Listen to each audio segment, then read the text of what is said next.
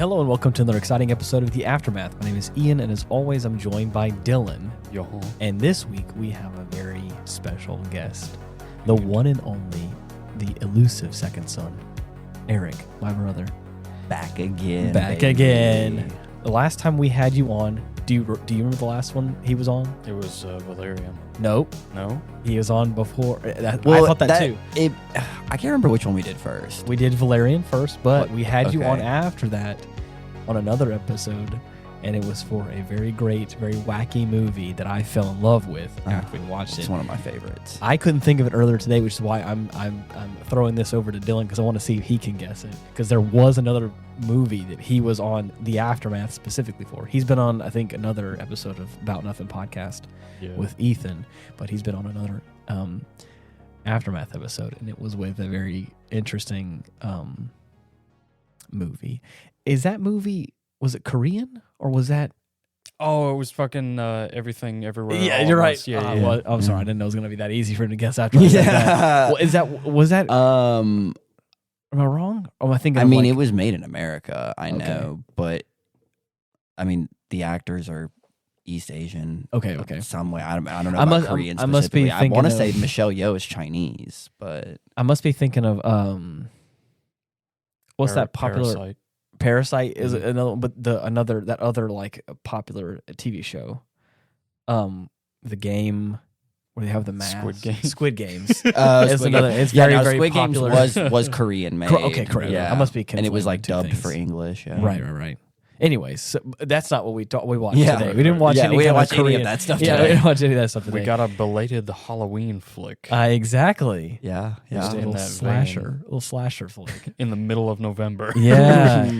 Hey, on Thanksgiving, nonetheless. By the time everyone listens to this episode, it will be the day after Thanksgiving, and we have watched this and recording this on Thanksgiving, 2024. And I'll date this episode Don't get it because twisted. I will say firsthand, I've had my fill of food. Dylan and I had a great episode last week where we filled up on a nice feast that I made for the two of us because I was just in that mood. Mm-hmm. And then I feel like I was foreshadowing what was going to happen a week later Right. with Thanksgiving. So That was just the appetizer. exactly. So I cooked a nice meal for the family.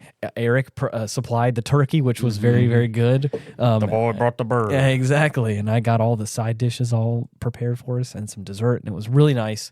So I'm full, and I've had my fair share of some alcohol tonight. So Right. In case there's any discrepancies As one between does. his usual performance and sorry if I just get a little bit slurred speech, more stuttering than usual. You know how it is. But anyways. So anyways, I've had a fun time tonight. It's been laughs were had, food was consumed, alcohol was drank, and This fucking movie. And This dude, movie was so ridiculous. Oh, man. But that's why I Cannot love wait. this movie is because it does not take itself seriously. Yes. So to preface, we watched The Final Girls, which is a 2015 film. Which is crazy to think that this movie is almost a decade old from when it was filmed 10 years ago because we filmed it in 14. 100%. And so that's what I was going to say. Yeah. The reason why we watched this movie specifically is because my brother Eric was in this movie as He's a star. I played the young version of the like masked killer Billy of this. Murphy. I'm young Billy Murphy. Right. But Yeah, this yeah. like spoof on like a classic 80s slasher film. I would say he's very like Jason Voorhees with like the tiki mask and the machete. Right. Classic. This Yeah. movie, I think, it kind of is supposed to laugh at the trope, and I think not. Take, Oh, yeah, like for you sure. said, Oh, yeah. not take For itself too sure. seriously. Well, even like the whole plot of the movie, they don't explain it. Right. It doesn't Yeah. really make sense. You're just supposed to like suspend disbelief a and go long along with ride. it. yeah. Because they literally, I mean, spoilers, Well, obviously. yeah, that's okay. They literally cut a hole in a movie theater screen and step through it, and now they're inside of a movie. So Cinema it's like portal. and they don't explain why that happens. Yeah, If the fire had anything to do with it. Was there some evil movie wizard? It doesn't like. There's no explanation at all. right, but it's okay. I Yeah. think that again, it's not meant to be super serious, and I Right. think it is funny. Just take a trip in the sorcerer's screen. It is so funny seeing the characters interact with each other, like the ones that are like the ones that are like characters in the movie, yes, and then the ones that are like supposed to be from like. Also, it's very meta. It's very movie within a movie within a movie. Yeah. Right. The fact that like the mother is a film star in some way and has the old trope. Oh, I don't say trope. The old convention of headshot with resume on back. Oh my Dude. God. And what's so funny, we pointed out while we were watching the movie, it's so funny to see that scene where she picks up that headshot with like the printed resume on the back of it. Right. And she's got like a whole box with like, I know she probably has like 50 of them in there because it was bring very. One of those to my next job. Well, no, what's so funny is that I used to have like headshot and resumes that look just like that. Oh, same. Yeah. Yeah. Because that was like the industry standard back then, like when this movie was made. But now that is like a complete relic of the past. I mean, post-COVID, everything went to online. Dude, okay, so like we're bringing it back. That's the interesting thing about this movie that I was thinking about. And other movies I still have old headshots with resumes on the back that I never went through. Yeah. And I mean, I can't even use them now because the headshots are so old. Of course. And I've taken new ones since then. But and it's probably just had so funny that like I never even went through all the ones that I had. This is what it looked like a few years ago. Because it was like one day they were doing it, and then one day it went away. That's the interesting thing about watching other movies in this like era of like 2008 to like 2016 or whatever. I'm just giving a random time frame. But it's like whenever smartphones were a thing and were kind of becoming ubiquitous, and like social media was popping off, and like the early teens of like that era.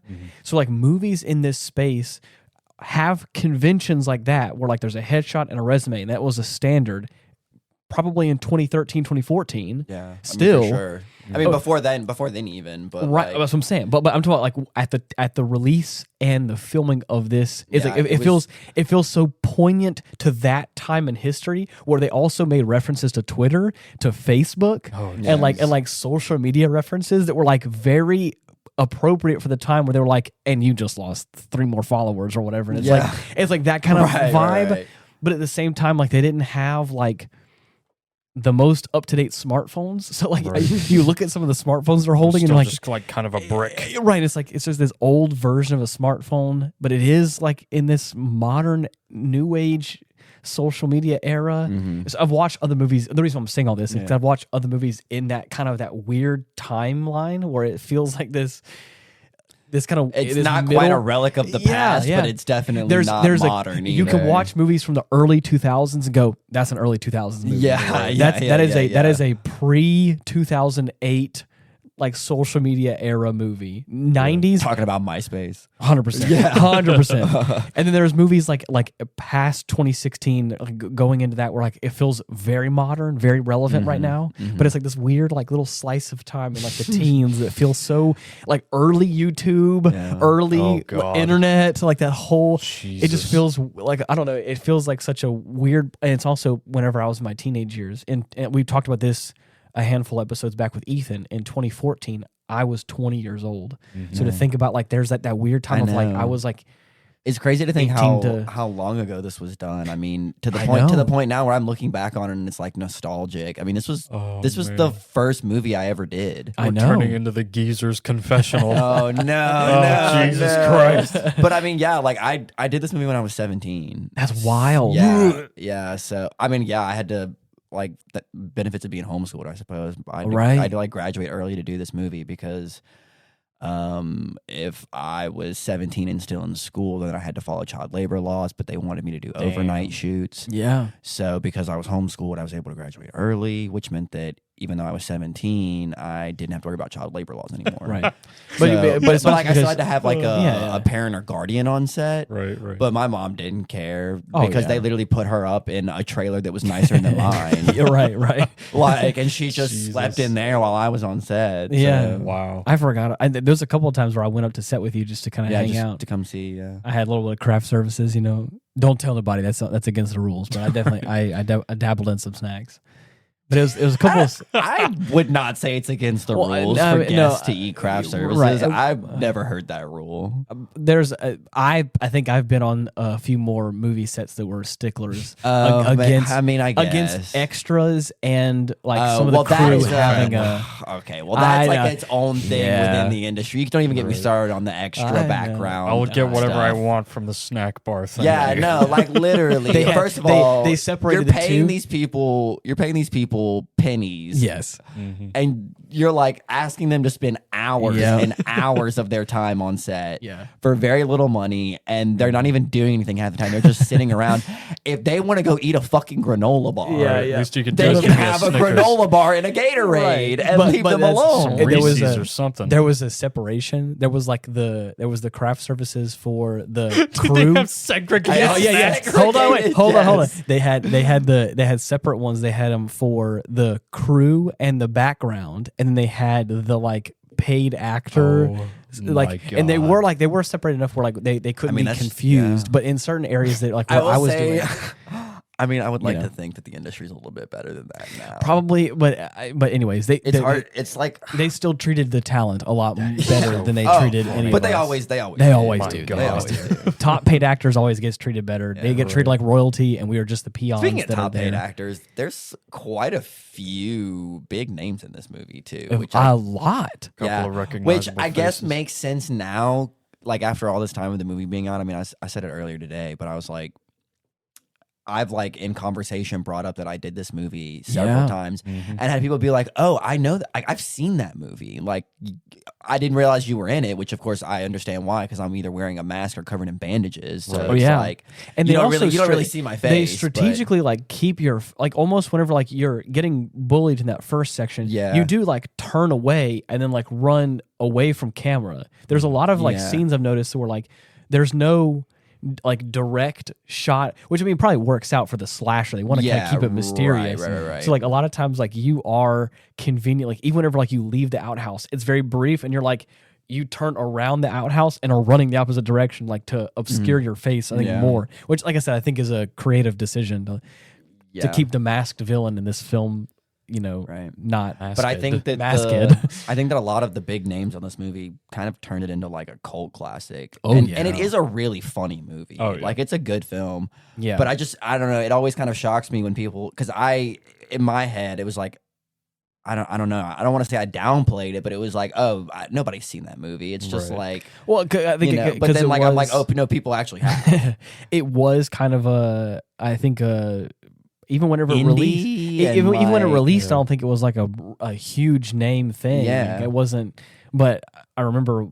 But I mean, we're talking about Nina Dobrev from Vampire Diaries. Yeah, Thaisa Farmiga from American Horror Story. Right. I mean, Alexander Ludwig from like Vikings and Hunger Games. The big one for me was Adam Devine. And also Thomas Middleditch. Yeah, isn't he from Arrested Development? Yeah. But for me, Adam Devine, if I'm not mistaken, was in Pitch Perfect. Oh yeah, no, he was in. I mean, Adam Devine's been. He's been a whole lot. But I think in that time frame, I think he was on the heels of. Yeah, I would say Pitch that Perfect. Like that was like his big claim to fame, and like when the era of like this film was being made, right? Because I specifically remember. Actually, that is true because I specifically remember when I signed on at Del Corral with my first agent, Terry McNeil. Oh my gosh. You're throwing me back, dude. Oh, no, I know. But they were in the casting process of Pitch Perfect. And, they filmed it on LSU campus. I was going to say, they did Pitch Perfect 2, I think, was all here. Well, so when I went in for like my meeting with Terry McNeil, he asked me in his office, he was like, can you sing? And I was like, no, I can't. He was like, oh,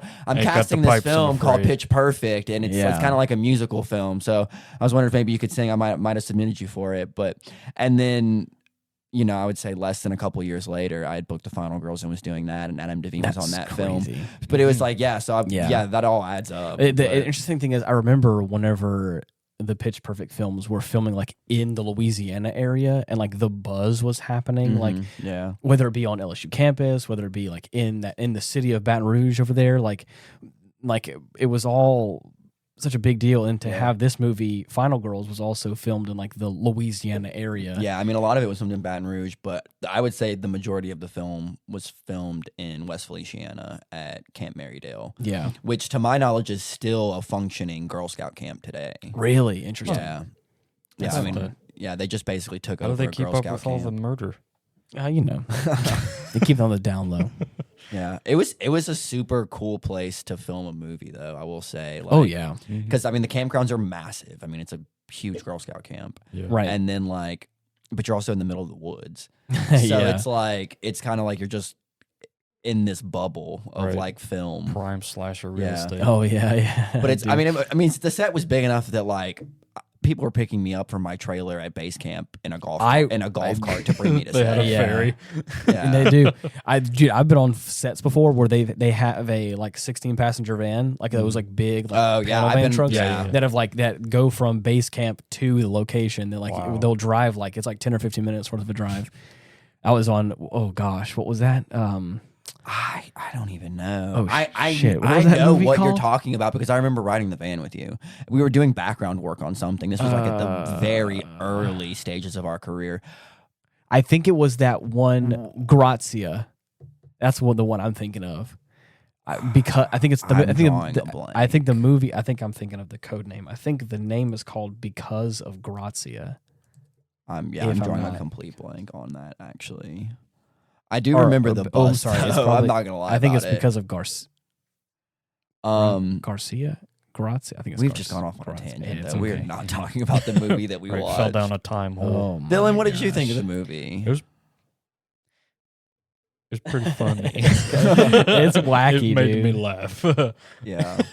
It and all the actors just look like they were. Oh, I mean, I know they were because I was there. But, Right, like you they were would just know. all having such a they were just all having such a good time. Like Yeah.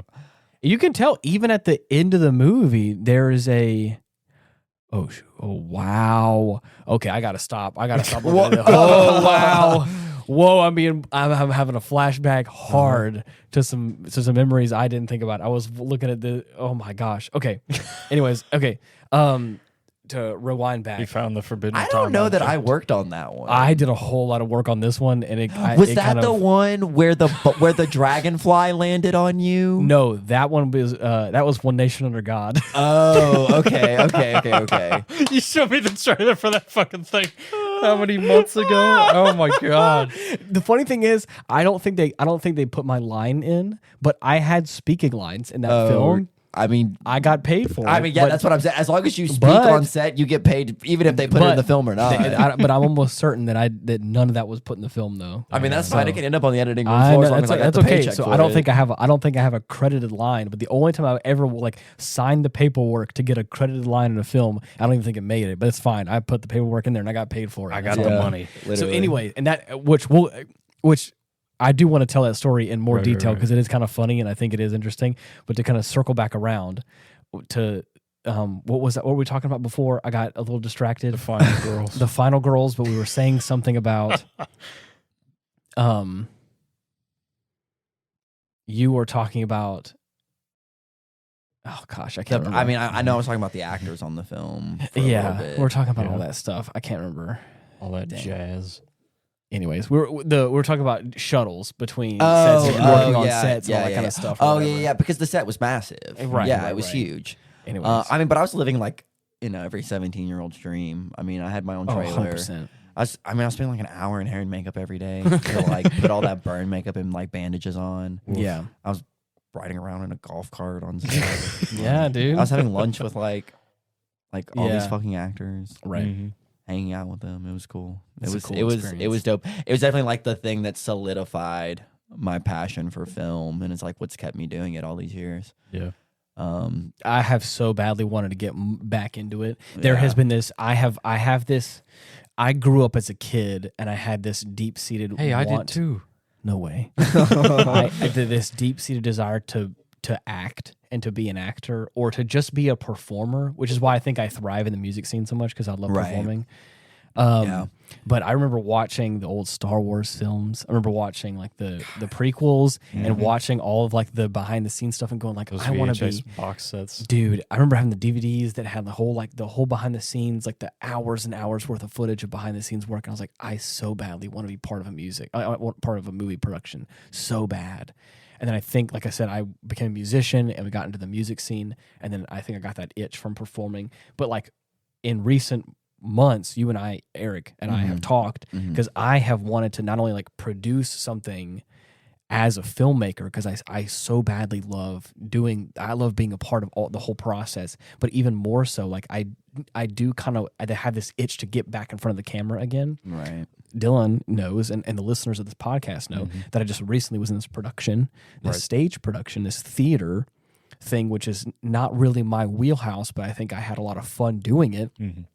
And it scratched that itch again. It put me back in that vibe of like being on time at a location, being in hair and makeup, having a call whenever like the lights go on or whenever like the cameras are rolling, whatever it may be. It was that whole. Do be looking pretty. We had very similar but different creative experiences last year. Very, because I mean, a lot of the other side of this conversation is that the reason that Ian had reached out to me initially to talk about getting back in front of the camera and doing all that is because I have also been scratching an itch. 100%. Yeah. So I like wrote and produced a short film this year. Yeah, really? Yeah, yes. Do you not know about this? This is the first I've heard of it. Oh my God. Okay. Wow. Okay. So then let's just take it from the beginning. Right. Yeah. So in January, I started working with a really good friend of mine, Hannah Papazan. We met in acting class. We started talking about writing a short film that we wanted to do. I knew she was really talented. We had been in class a couple of months together, but she was fairly new. But I could already tell from the jump that she was really, really talented, and I wanted to work with her on something. And she was trying to build a portfolio for herself, get a reel going, because she primarily focused with like musical theater. So she was like just now getting her feet wet with film.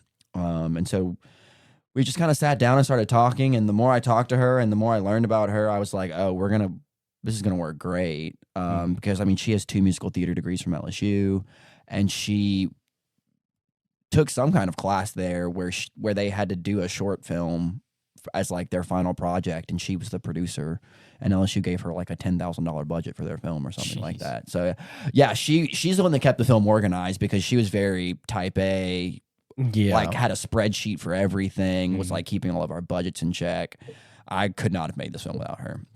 But so we started writing the script in January, and it probably went through about, I would say, 6 drafts or so before we finally landed on like a final shooting script. We got some input from a lot of different people, our acting coaches and some friends of ours that write, and we shot it March the 11th of this year. Yeah, of this year. Yeah, shot it March the 11th, and then we sort of knew when we were shooting the movie that we wanted to submit it to the Louisiana Film Prize this year. So that was sort of like in our heads as like our like deadlines that we needed to meet. So we shot it March the 11th, and then we had until June, the beginning of June, to get a rough cut done. Yeah. Because that was when rough cuts for Film Prize were due.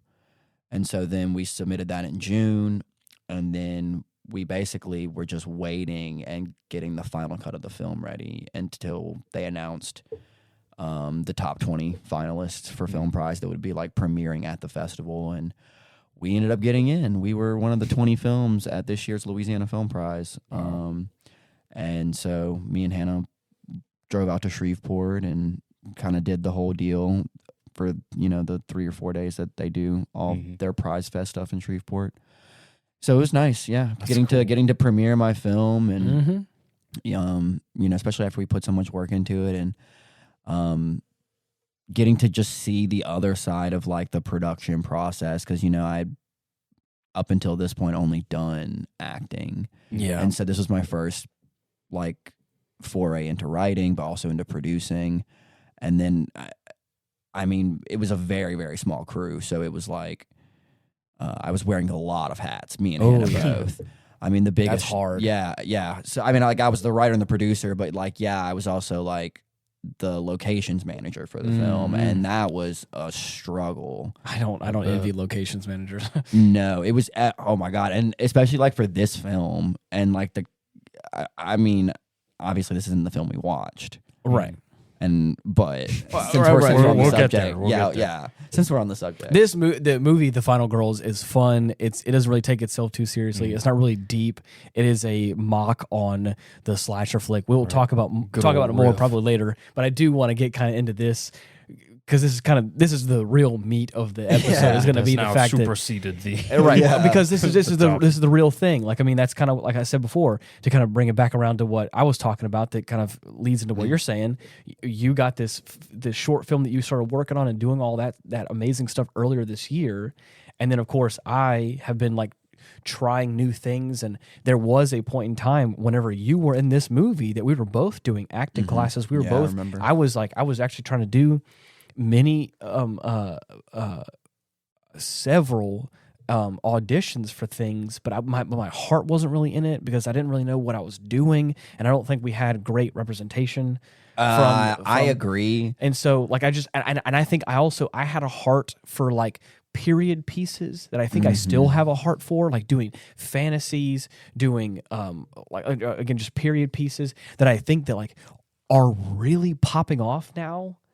Like things like Bridgerton, and The Crown, The Witcher, and all these other shows, or even Game of Thrones that came out not too long ago, House like of the Dragon, all these things. That's more fantasy, but yeah, I mean, I get what you're saying. Right. It's in that olden kind of time era. But even other movies, like there's other things that I've watched or that I've heard of. Like I've been looking into Anna Karenina, which is like another thing that like takes place in that Victorian era that I think that I would thrive in because it's something that I'm passionate about. It's something that I love. Like I love consuming that media. I have and so similar passion. So mine is genre stuff. I mean, usually when you say genre, it's sort of an umbrella term for all of it, but mine is more specifically like sci-fi and fantasy. And I've always said since I first started acting, my goal is I want to play some form of like non-human creature. Really? Yeah. Bonus points. I don't think I an alien. Bonus points if I get to spend a lot of time in hair and makeup, like getting into like monster makeup, like very, very Mystique from X-Men. There you go. Cool. Like I because there obviously it's like when you're acting, it's like you're living truthfully in the moment and you're pulling from experiences and you're doing all this stuff. But there comes a point when it's like you can only explore so much of human experiences. But when you're playing like this otherworldly creature, there are no limits. You can go balls to the walls and explore 100%. That so like deeply. It's I don't know. It sounds like it's like a dream. To piggyback off of what you're saying, there have been moments where the second you get, for me, I have had that experience when I've gotten fully into a costume, especially a period specific costume from things that I have done, where you get like even my costume in The Final Girls. I was saying the costume like helps reinforce the character almost. Absolutely. And makes it so Absolutely, I don't know. To stop digressing on that kind of stuff. And there are a lot of actors that say that like they really don't feel like they're characters until they're in full wardrobe, and then that's when it like kind of all comes together. You get me in a suit of Space Marine power. Oh, I'm bruh. gonna start strutting my stuff. There you go. I'm gonna start acting like I know what I'm doing for the Emperor. Dude, so like we were saying before, you got this opportunity to do this whole really cool short film that has gone on to do some great things and is, I think, really solidified you. And is it Anna? Is that Hannah to go on to like do some really cool stuff. And that's what I'm saying. So to kind of watch that as your brother on the sidelines and to like have this thing inside that's like, I also want to do something kind of like that, but like I also kind of want to act in some things and really just stretch myself a little bit. I haven't really committed anything, but what I have done is I have, as a musician, pushed myself more and done some more things that I wouldn't have normally done, which I think is really cool. And so it's like looking at this movie, The Final Girls, and then like kind of the fact that I was so heavy in the film industry for that short period of time in my life is kind of tripping me up because I really have been out of that.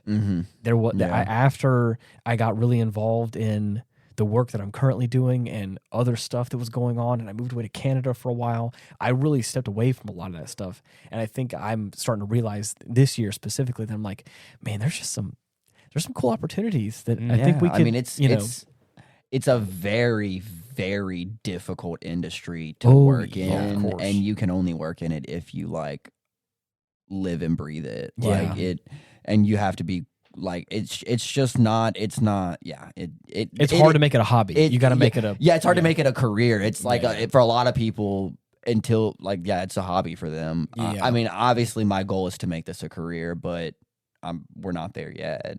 Right. And it's one of those things. It's like a marathon. It's not a race. It's not a sprint. Oh yeah. Well, and I tell people this all the time.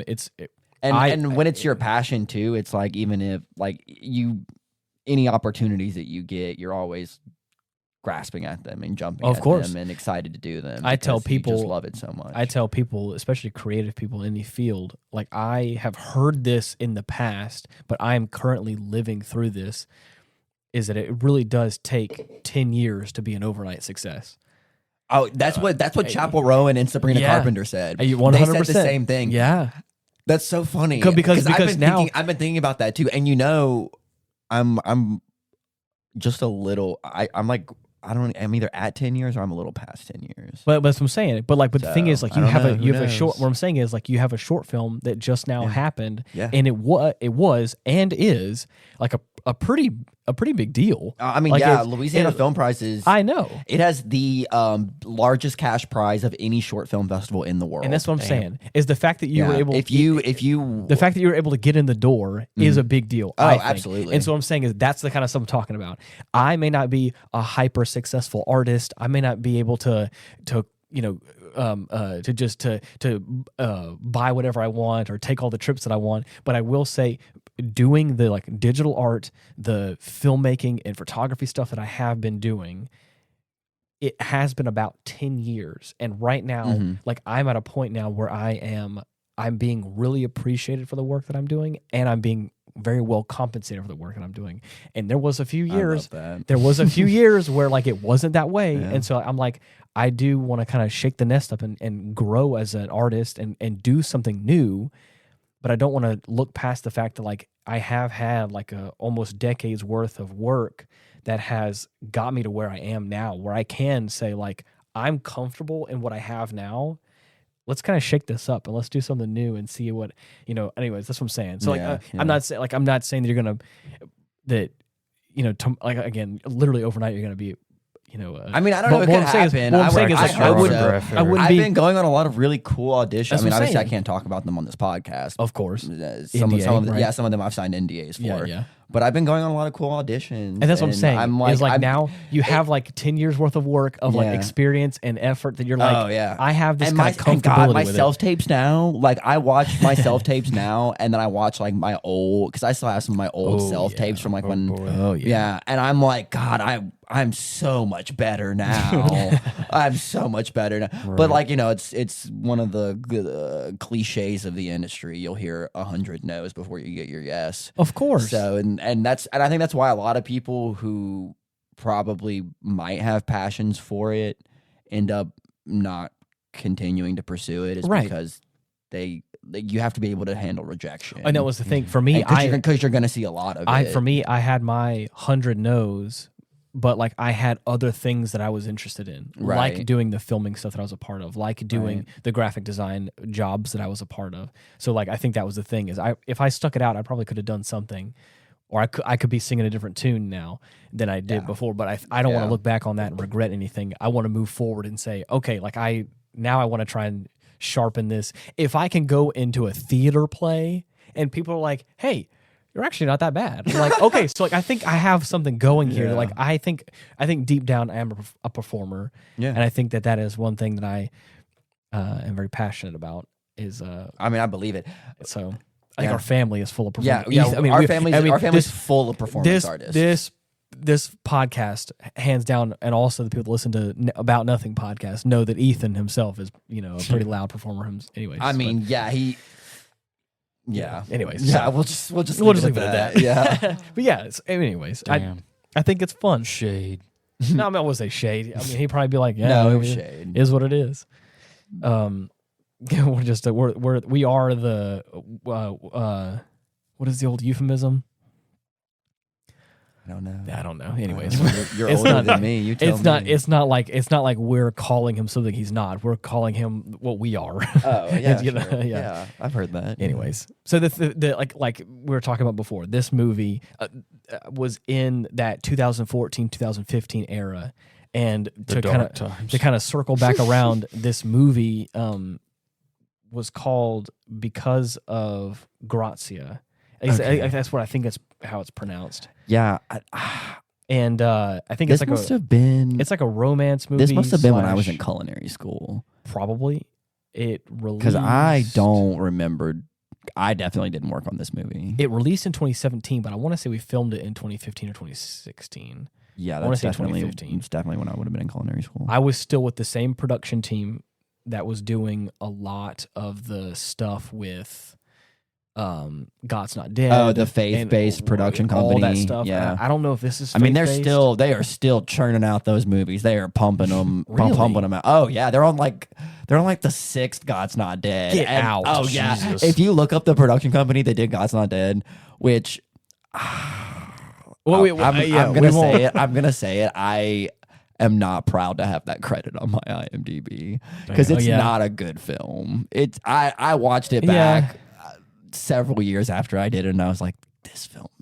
I mean, I'm not really in it though. Yeah, I'm just like I'm a what they call a featured extra, which basically means that I have more screen time because of where I was positioned in the shot than a lot of the other, like, because I'm like sitting directly behind and to the left of the main actor of the film in all of the classroom scenes. So it's like anytime they do a close-up on him, I'm in the shot. So it ended up making me like a featured extra or whatever, and I ended up with more set time, and I got a little bit more money. But I didn't have any speaking alone, but I was a featured extra. Yeah, so I have an uncredited college student credit on my IMDb for God's Not Dead, but anyways, that whole production company was, at least at that time, was paying me well to do some things. This movie specifically, I didn't do any on-camera work at all. No extra, no nothing. Mm-hmm. I was doing behind the scenes, like paperwork stuff. I was doing like really? Yeah. You were like production stuff? I was doing production stuff. I was doing I was doing like some scheduling stuff. I was doing like I was getting the people's names and things for like the credit section. Oh, really? I was just all like the behind the scenes, like the not super frilly, like, I mean, but all that stuff's important. Exactly. All of it was important. All of it had to get done, but it was not the glamorous stuff at all. It's like, hey, it's paying well. I'm here. I'm doing a job. It is what it is. That's fine. Making money. But the thing is, a friend of mine, I'll just say his first name. His name's Cody. Mm-hmm. I met him through this whole production company, and I haven't spoken to him in a hot minute. I need to actually reach out to him. I miss him. He actually has a credit in the film that I didn't know about. Yeah. He's actually in the film, and I didn't realize that until I looked at the credits. I was like, "Hey, yo, it's Cody," and he's in there. So he was in that film. But yeah, that's wild to think about. And it's such a weird time.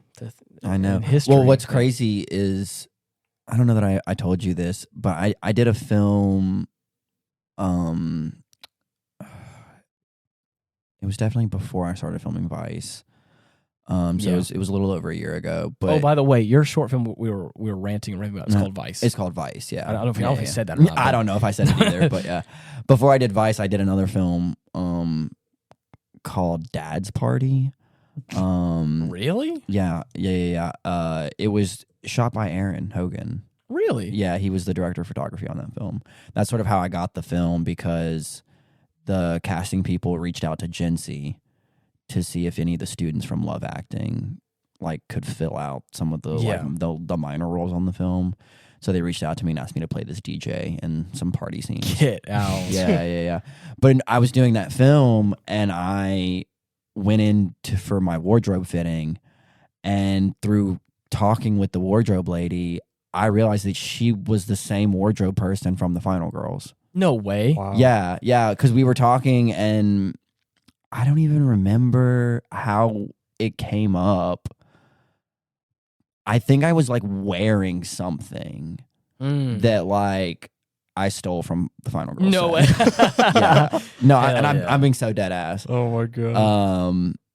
And I brought that up in conversation, and then she was like, wait, I worked on that movie. And I was like, oh, I was You're young. the one who took that thing. I was like, you like, motherfucker. no. But I was like, I was young Billy Murphy. And then she was like, oh, you look a lot different now, but I remember you. And I was like, yeah. Wow. Which I ended up stealing something from Dad's party set too. Well, I mean, I didn't steal it. I actually bought them off the wardrobe department. I paid $20 for like these pair of really nice boots. Yeah. They put me in them to shoot them in, and I was like, actually, I really like these boots. I don't want to give them back. And she was like, if you give me $20, you can have them. No way. Yeah, so I gave her $20 and kept the boots. God. That's great. So the film that I was talking about that Eric was making reference to it, the dragonfly landing on my nose, it was the same production company, very faith based, very was just like cranking out films. This movie was in development hell, I think, for a long time. That's where Dad's party is. I don't even think that it's out, and we filmed it well over a year ago. Like, I don't think it ever made it out of post. So this film, we were filming it in 2017, One Nation Under God, and it was like a faith-based thing. I was on the pre-production and the start of production side of it until I had that role that I was talking about. And then I quickly got out of it. It was like taking up too much of my time. My job, I think at the time, was requiring more of me, and it was not. I think that movie was not panning out to be anything I was going to be a really big deal in. I was like, that's fine. So I took my money and I walked. To circle back around, we filmed that movie in 2017, and I don't think it released until 2020. Like a handful of years later. Yeah, that's crazy. I know. So anyways, I don't know what the plot of this movie is, but there was one scene in particular where where this like politician is supposed to come up, and I am like a news filmmaker. Yeah. Like I'm the camera operator for like a news station. Mm-hmm. So he's supposed to like walk up during this like scandal or something, I think was the plot twist. Or the section was he's walking up to this area and we come up as the news crew, and of course the lady who's like the news anchor like asks some questions or whatever, and I am holding the camera just doing my thing. And there's a scene after that where I have the opportunity to talk to the anchor, and I have a spoken line that I was given. To kind of circle back around, I was not supposed to be in this film at all. I show up on set to be an extra and to do the paperwork side of things if they need it or whatever. Yeah. So I show up, the guy who's supposed to be the camera operator, who was like, I don't want to say cast, but was chosen for that role. I don't think it was actually casting for it. Wasn't there. And so yeah, that checks out. Actually. Yeah. So he wasn't there, and they were like, okay, well, we need a news operator. I mean, at that point, it's like and so, any warm body will do. 100%. I am looking at the trailer is currently playing in the background as I that's so and funny. I think I see the scene that I'm a part of, and I'm not sure if I'm stop it. Was that me right there? Hold on.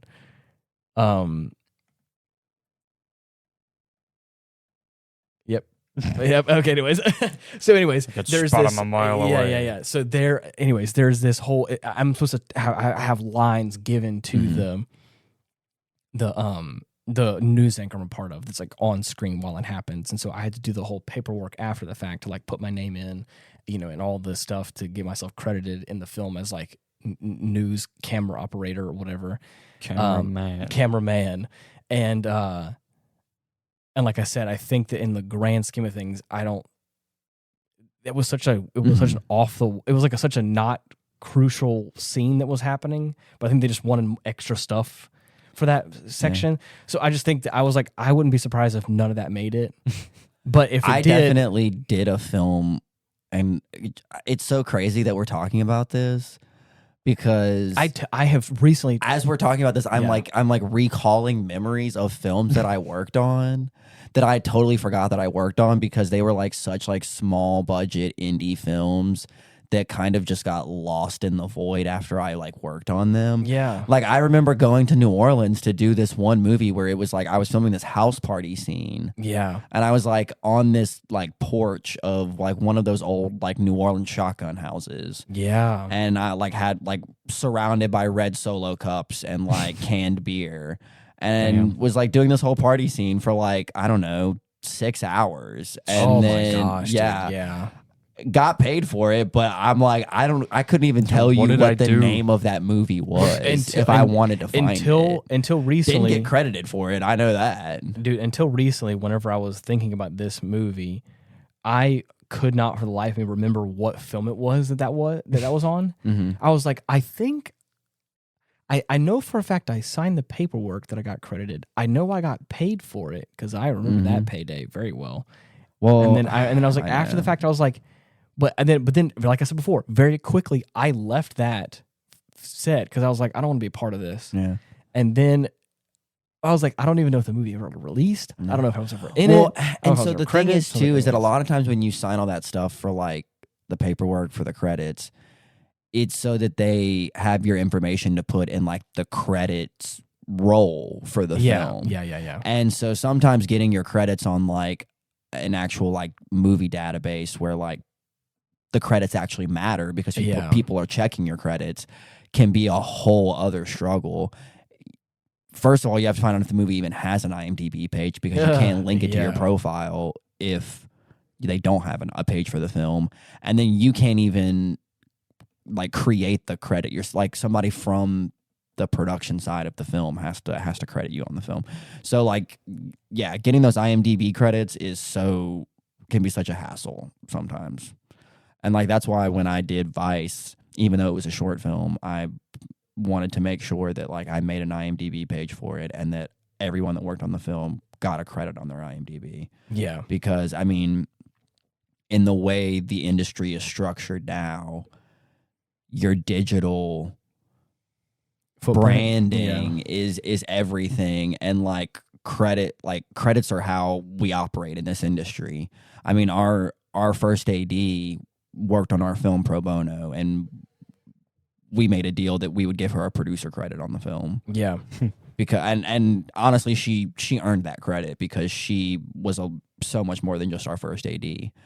But I mean, that's how the industry works. I work for free for your film. You give me a credit. You work for free for my film. I give you a credit. We both pad our resumes. Because I mean, the whole industry is online now. Oh yeah.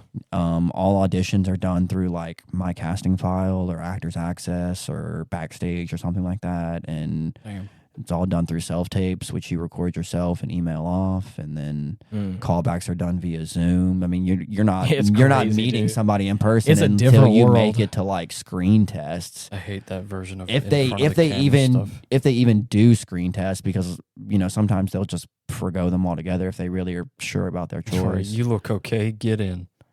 Yeah, crazy. Yeah. Oh. That was a hell of a lot of insight. Yeah, I actually haven't. I haven't even met my agent in person. No way. Jesus. Yeah, I mean, my agent lives in Louisiana. She's based out of Slidell, but like every time I've seen Ashley, it's been on a Zoom call. Damn. So that's wild. I mean, yeah, the whole. But it's also a good thing though, because it means you can be an actor from anywhere. Like, you can live in the middle of the fucking nowhere Midwest, and as long as you have an internet connection, you could still, be an actor and have a career and submit yourself for things. Because I mean, when we were doing it, I think we were lucky to be where we were located. Oh, because there was a boom. Yeah. Because I mean, back when we were doing it, it was like you either had to be in LA. Or New York, but then like the year, like I would say the year before we got into it, or like around the time that we got into it, that was when they did the whole tax break legislature for New Orleans. There was a bunch of like, at the time, I think it was 2013, 2014, they had like some tax breaks that happened for film and for the arts where you could get a lot of, it was very beneficial to film movies in the state of Louisiana. So cheap to film them here. Yeah. And I mean, that year that all that stuff went into effect, we surpassed California in the amount of films produced in the state. Good and bad. They were calling us Hollywood South. Yeah. And they ended up rolling back on those tax breaks, and so the film industry kind of died down a little bit, but it never really went away, because by that point people had sort of falling in love with the culture and the city of New Orleans and we had things. All that. We had Abraham, which was like the Abraham Lincoln movie. Or was it just called Lincoln? You know what? The one where he's a vampire hunter. Yeah, yeah. Toby Nichols is in that. We had. Was it called Lincoln? Is that right? Or was it called Abraham? Lincoln Vampire Hunter or something like that. Anyways, Lincoln Vampire Hunter. We had that one around that time. We had the Pitch Perfect movies. Battle of Los here. Angeles was filmed at Celtic Studios. If I'm not mistaken, also wasn't like Ender's Game. Ender's Game was filmed here because Ty, who lives in California now. Right. Ty's in Ender's Game, and I don't know about you. I auditioned for Ender's Game. Yeah, really, more than once. Oh yeah, I auditioned for several parts of Ender's Game. Am I tripping? Was Maze Runner also around here? Because I know both and I auditioned for Maze Runner. Yeah. Well, and Maze. I mean, we've talked about this on the podcast before, I think, but because Randall Cunningham plays Fry Pan in Maze Runner. And Fry Pan was one of the roles that I was going out to. And Maze Runner was one. It's so funny because I don't even think that he knows this. I haven't talked to Randall in years. But we sort of had a rivalry because we were very close in age. Yeah. And we went out for a lot of the same roles. But I was 6 feet tall at fucking 15 years old. Right. So, I'm going out for all of these roles and I'm too tall to play this kid. And so I would always get really far in the audition process and then I would end up losing out on the role to Randall. Right. That happened several times because that happened with Maze Runner. Yeah. That happened with The Campaign because Will Ferrell. Yeah, we both auditioned to play Will Ferrell's son. Yeah. But I was just as tall as Will Ferrell. Yeah. So that's why I didn't get it. That's what my agent told me after like the casting was all said and done. He was like, he was like, you're too tall. So it happened with The Campaign. It happened with Maze Runner. There was another movie that happened on. I don't even remember what it was, but yeah. That's wild. I forgot about that. It's no hard feelings at all. Randall's a cool dude, and I'm so happy for him. But the last time I talked to Randall was at the memorial for Kale at the acting studio. Yeah. Dang. And he wasn't. Well, I didn't even talk to him specifically. He lives out of state now, so like we had a whole bunch of people from the studio. Yeah. Like come online through Zoom. I don't even think he acts anymore. That's wild. Yeah, I mean it's been a long time. A lot changes. Yeah, you're right. Yeah. What a crazy turn of events. I know. There's so many cool people that I think we've gotten to work with. Absolutely. That's so that's so cool.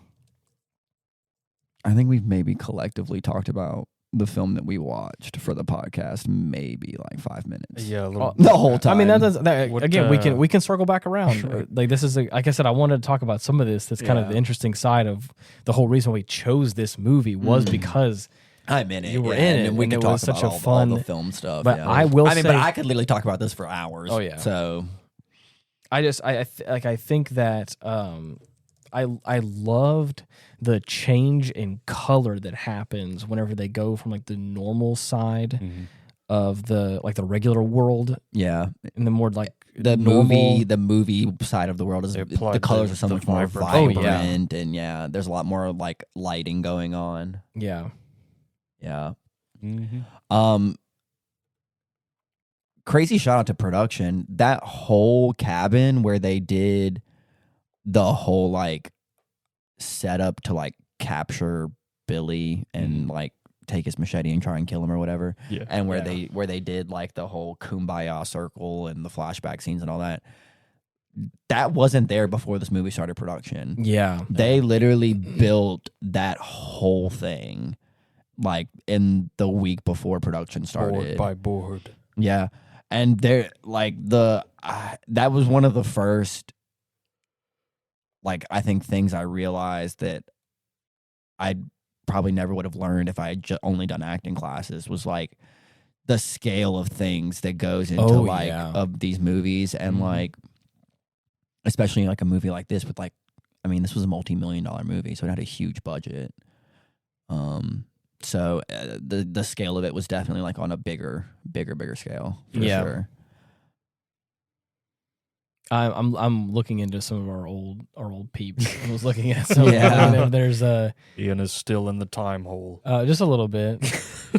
I think that Randall is still doing some stuff. Possibly. Like I said, I haven't talked to him in years. He moved out of state, and I haven't really kept in touch. Interesting. Yeah. So yeah, like I said, I think I thought the movie, like there's a couple times where like the dialogue is very on the nose and it's meant to push the movie forward, and it's like, ooh, that's a bit rough. But it also like tiptoes around cliches and kind of pokes fun at them too. Which I love. Yeah. Again, it's not. I wouldn't say it is a like a perfect movie or whatever. No, absolutely not. But I think it doesn't take itself too seriously. I think it's funny, and I think it's cringy when it in the right way. Yeah. It's also 10 years old now, so like I said, I'm able to look at it like at that little bit of like retrospective lens of like it is benefit a bit of hindsight. It is a bit dated in some of its lingo, just a little bit, but not much. Again, it does. I don't know. It just feels so interesting and so unique because it is this weird middle space where like the mother figure feels very much like that 90s 2000s mom, and it's like. Malin Ackerman is the actress who played the mother. Yeah. Character. Got to spend a lot of time talking to her. Well, I didn't. I mean, I spent some time talking to her, but Mom really spent a lot of time talking to Malin Ackerman because I was, like I said earlier, I was 17 when I did this, so Mom had to be on set. So, sometimes she would hang out at craft services or whatever, but. Yeah, she spent a lot of time talking to Malin Ackerman, and she spent a lot of time talking to Alexander Ludwig's mom, who was also on set a couple of the days that we were shooting. Yeah. Yeah, she was having a real kiki with Alexander Ludwig's mom. Okay. Yeah. He was one of the few actors. I mean, obviously I knew several of the actors on this film before I started filming it. But I would say Alexander was the one I knew the most. Oh, I mean, going into this, he's been in a whole bunch of stuff. Oh yeah, for sure. And I will never. I have a lot of core memories from this movie set. Yeah. Oh yeah, I could just start listing them. But one I'll never forget. It's so funny. This was when I was doing one of my overnight shoots. It was, I think we were getting ready to do the scene where I'm going through the cabin and slashing people in the bunk bed with the machete. And so I'm sitting in one of those director's chair in full makeup, head wrapped in bandages, covered in burn makeup. Yeah. And that shit was on there tight. I couldn't move my mouth. Damn. And so I'm sitting there and I'm waiting for them to get ready for me and bring me onto the set.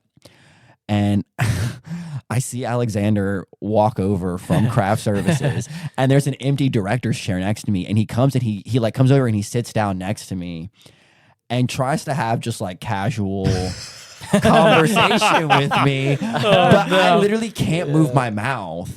And so I can't say anything. And I didn't know how to communicate that to him. So I'm sure, And so he just sort of was like, okay. And then he sat there for another minute or two, and then he got up and he walked away.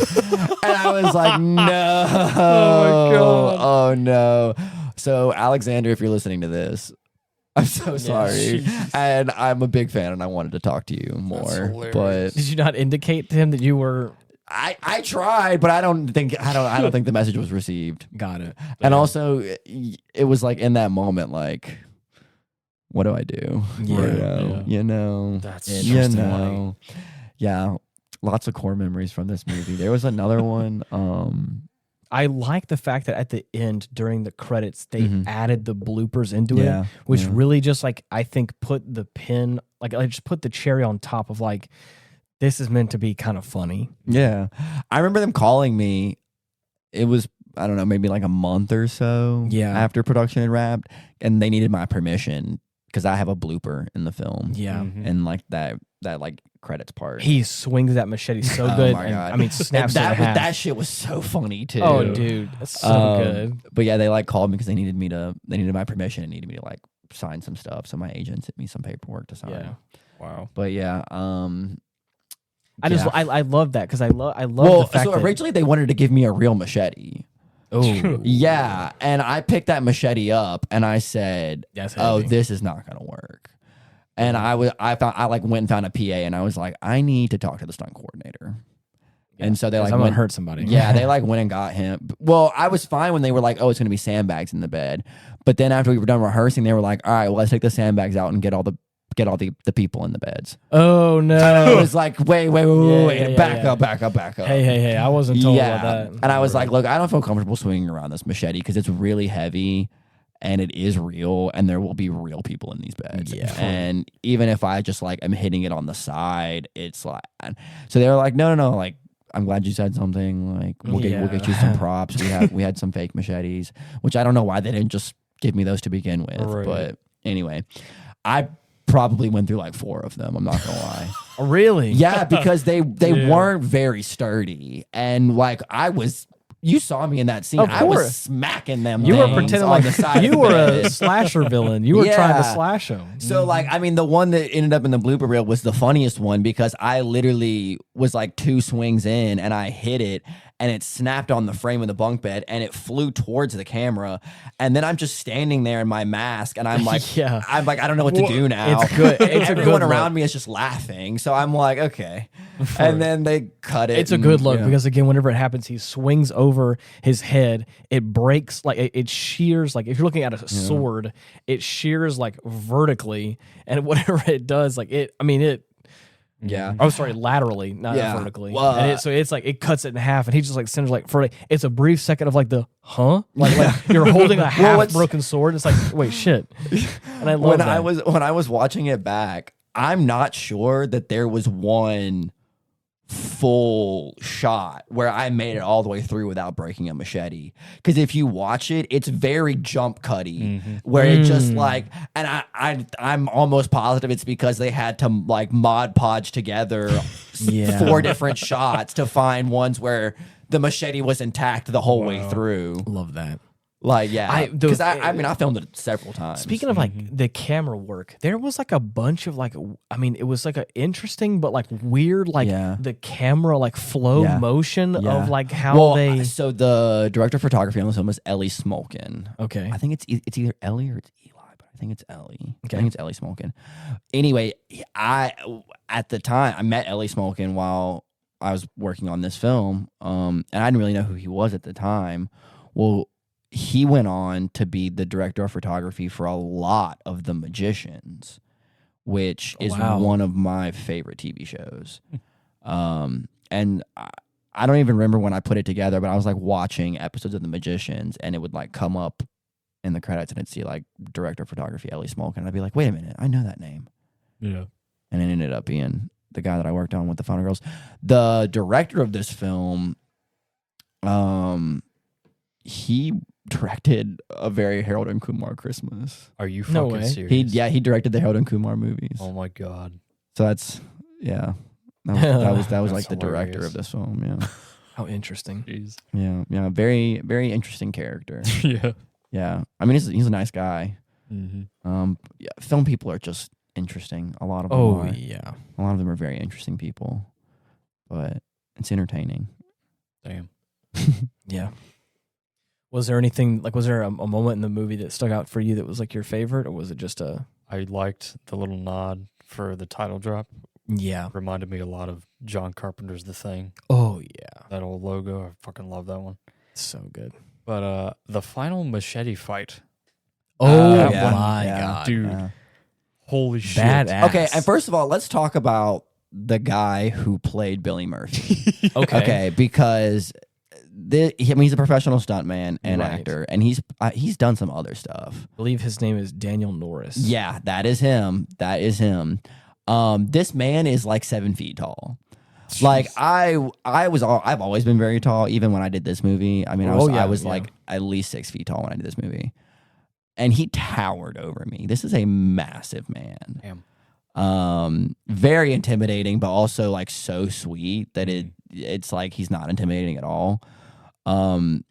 But I got to see him do some very impressive stunt work on this film. Dude, like you told me before, you watched him jump out of. Oh, he did stunts on Captain America: Civil War. Huh. Yeah, and Black Panther. Logan. Oh my god, he's a very this guy's wild, prolific stunt worker. Yeah.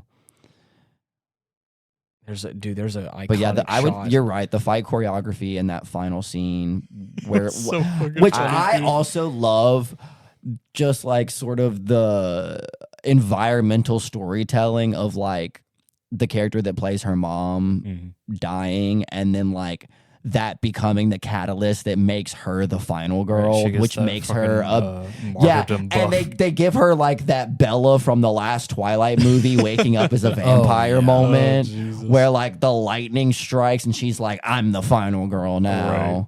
And then all of a sudden she knows how to like wield that katana like she's like a blade master. Yeah.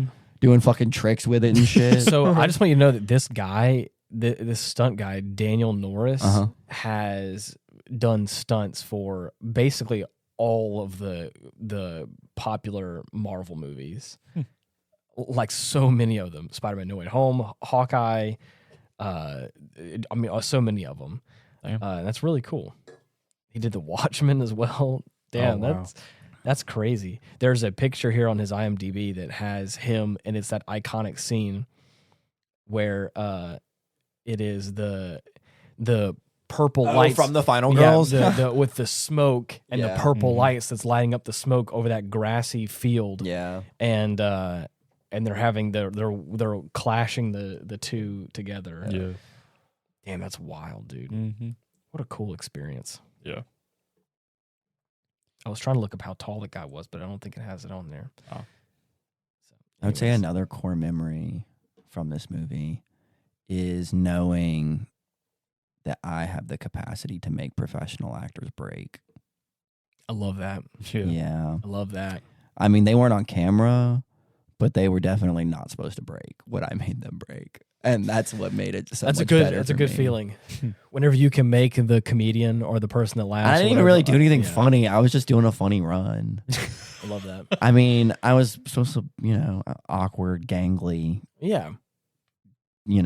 distressed, troubled stumbly, kid who becomes a murderer. Yeah. Right. It was that scene in the second flashback where I'm like running into that cabin. Yeah. And I like trip and fall. Okay, so what's so funny about that scene is, first of all, they gave me boots that were like a size and a half too big. Yeah. So they were already hard to walk in. Right. Yeah. And then that ground was so uneven. Oh yeah. The ground was so uneven. And so the first take we do. You talking about the one where you're running across the bank into like the decrepit? Yes. Okay. Yeah. Yes. After I run out of the outhouse. Yeah. Okay.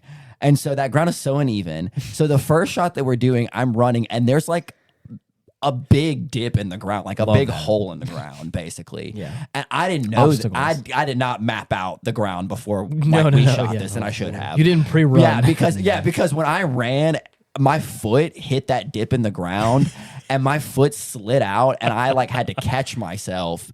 And then like they didn't call cut, so I just like just kept running. I just kept running.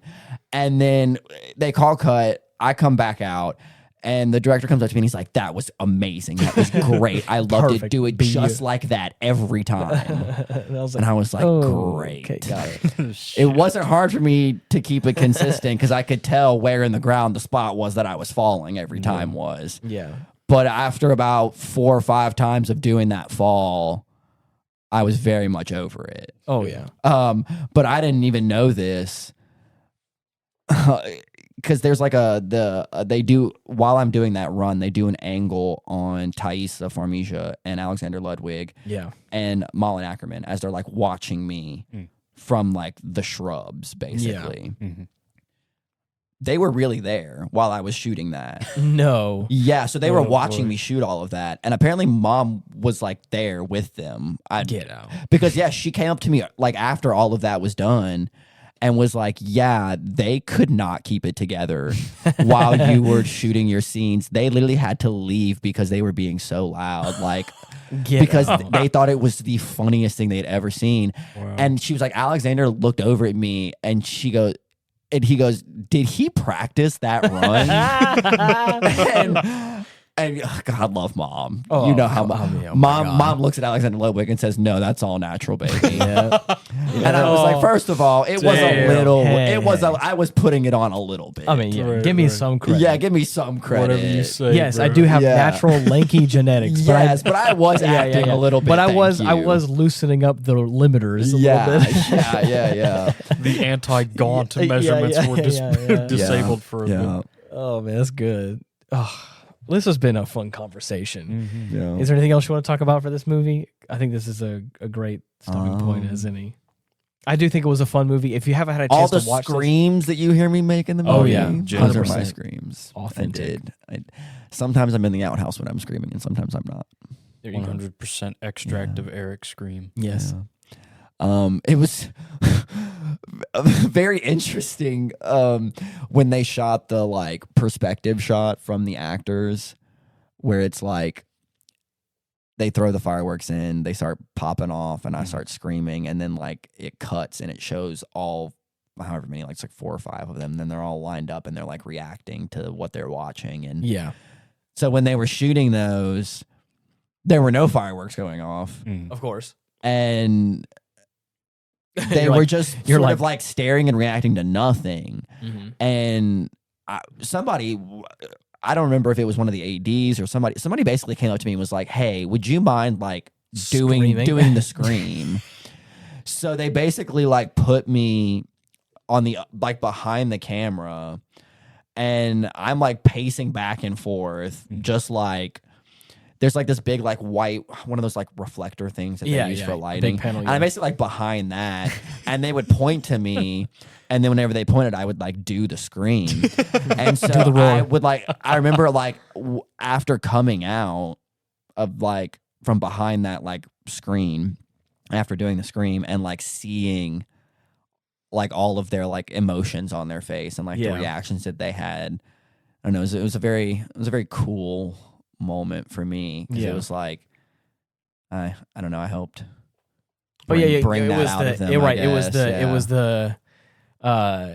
was the kind of I gave them something to react to. Right, it was the scream real good. It was the reciprocation of actors. It's one thing to feel like you act well, but the second another actor is able like to lock in with you, and you're like, we call Debbie Goody used to call it reacting to another actor's stimulus. Like, whenever 2 actors have like really good stimuli, they just like flow naturally and produce really good work. I agree. Yeah. Which is why I think that either between you and I, or Ethan and I, or even there's a few friends of mine, I feel like I could really lock in with like that. And I feel like if we were to do a scene together, and I really think I have a character lined out, and I have a full a script of some kind to like work off of, I feel now more confident than I have ever in the past. That I feel like I could really lock into something like that and really do a there's good a couple job. of people. There's a couple of friends that I have that I know. I mean, partly I know because we've done scenes together before for like an acting class or whatever. But yeah, they're just fantastic actors, and I love working with them. I mean, that's awesome. Yeah, my friend Summer. I love working with Summer. She lives in Texas now with her girlfriend. But she was in. You saw Bottoms, the movie Bottoms? I did not. It's a very popular movie, but she's in Bottoms. That's awesome. I remember. So the you want to know who I miss? Kat. I still talk Kat Lindsay. Yeah, I keep up with Kat. I don't really talk to Kat, but we still follow each other and stuff. And I still see her posting. She likes all my stuff. I like her stuff. I need to go. I want to see her again. Yeah. Anyways, so with all that being said, thank you so much for listening to us ramble about this movie. Yeah. Or other non-movie related things. For anybody out there who is looking to get in touch with us, we now have many different avenues where you can leave comments. Spotify now is encouraging people to leave comments. So if you want to scroll down a little bit, there's a little section right there for you. Anybody on the YouTube channel, there's also a comment section there where you can reach out and give us your opinions, your thoughts. Leave us a like, subscribe on all the different platforms that you enjoy listening to us on. We're on some new ones. I've really been enjoying the feedback and enjoying talking to all of our peeps. It's been a lot of fun hearing from you guys. Again, the Aftermath on all the major platforms. On YouTube at Hindsight Studios, where you can see both the podcasts there, all the stuff, all the different things there. Do you want anybody to look out for you, or do you want to just what's your plug, remain Eric? anonymous? I mean, if you want to keep up with like what I'm doing in my film stuff, you can follow me on Instagram. It's Eric M Carney. That's ERIC, the letter M, and then Carney, CARNEY. I would say like the main thing that I do to promote myself. I'm also on IMDb, Eric Michael Carney on IMDb. You can kind of check out some of the stuff I've done on there. Yep. Yeah. I mean, I don't really have a whole lot of plugs. No, that's hey, I am always a proponent to having like a direct line or to make it simple. Well, yeah, I mean, like if you check out my Instagram, it has like a link to my my agent or my agency that I'm with, and I mean, really any like of my professional stuff that I do, it usually goes to my agent. So. Love that. Well, thank you so much for chilling out with us, Eric. Yeah, I had a blast. On this lovely, a fucking while. On this lovely Thanksgiving evening. If there's any other cool movies you want to watch, you want to come talk. I mean, I have a very long list. Because I tell this you one what, was just sort of like something I could come up with spur of the moment. Because I tell you what, dude, we definitely love sitting down here and getting really analytical. I on kind some of movies. already know, like, I have like at least two that I'm thinking of for another one. Gotcha. So. Well, we do have to keep you a little bit elusive to keep your I know. I can't like do them back to back. Got a reputation to keep. You got a reputation to keep. Yeah, we have to keep you at least a little hidden. We have to keep the audience wanting. You know what I mean? Yeah. Once they start going like, please give us more Eric. Once please. in a blue moon. Yeah, then we'll feed them.